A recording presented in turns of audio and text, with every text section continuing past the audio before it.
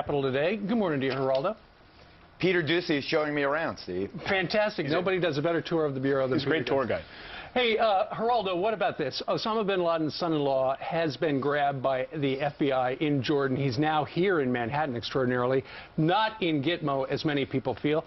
And I want to know why you think, here's a guy, he's a soldier in the al-Qaeda army. He wants death to Americans, and yet he's been Mirandized, and he's winding up with all of the same rights that somebody born in the United States gets under the Constitution. Why do you think that's okay?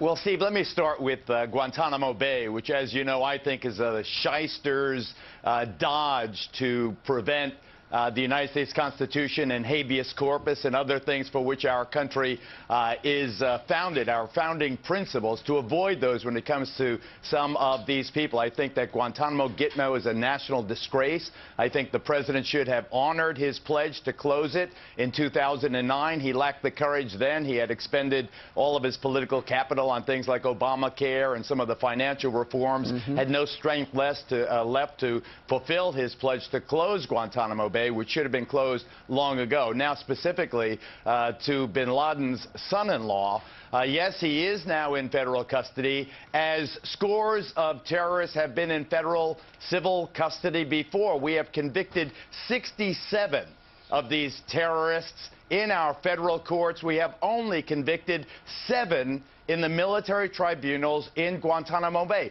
67 in federal court, just 7 in the military tribunals. This is exactly the venue where he should be tried and convicted. Geraldo, he's already convicted out of his own mouth, his own statements. You're a lawyer, so you would understand more than most that he's going to be lawyered up now, so possibly the U.S. won't get any information out of him, not to mention that some of the classified documents that the prosecutors might use, they might not be able to because they are classified in the court of law. And what if he's not convicted and he goes free? What would this country do? Let me take those questions in order. First of all, remember, he was in Turkish custody for at least a month. And I guarantee you this person has been in some kind of custody for a lot longer than that. He has been questioned 6 ways to Sunday. Yeah, but when he was released, when he left the Turkish hotel to fly to Jordan, and they were already waiting for him. He had already, this man has been through the process. He's been through the ringer now.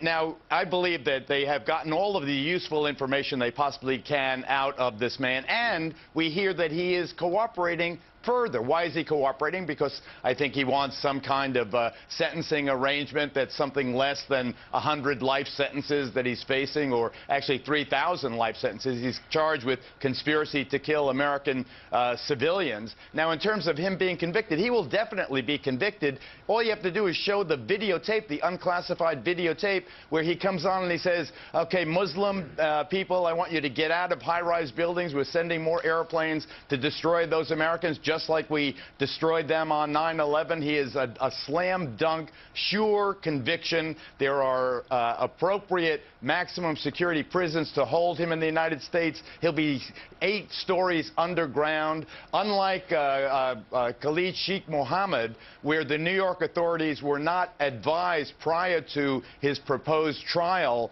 in New York. That's why they objected to it. In this case, both Commissioner Ray Kelly, the police commissioner of New York, and Michael Bloomberg, the mayor, were fully informed that this man was being brought to federal court in Manhattan. They are all agreed. Everybody's on the same page. The only people who are objecting are the 2 cranky old guys in the Senate, Lindsey Graham and John McCain.